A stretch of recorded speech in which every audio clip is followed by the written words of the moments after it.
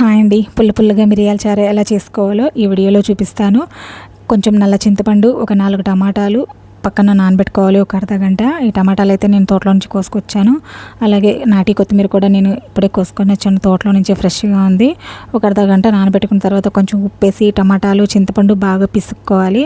పిసికేసిన తర్వాత ఇలా ఒక బౌల్లోకి వంపుకోవాలన్నమాట, వడగట్టుకొని.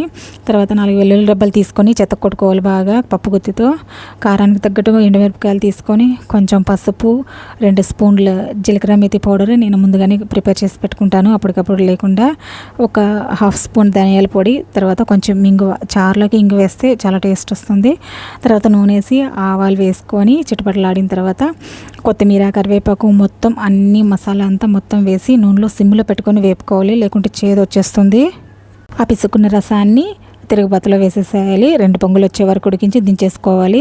ఆ తర్వాత నేను చారులోకి చికెన్ ఫ్రై అయితే చేసుకున్నాను, చాలా టేస్టీగా ఉంది. ఈ వీడియో కనుక మీకు నచ్చినట్లయితే లైక్ చేయండి, షేర్ చేయండి. అలాగే మన ఛానల్ని సబ్స్క్రైబ్ చేసుకోండి.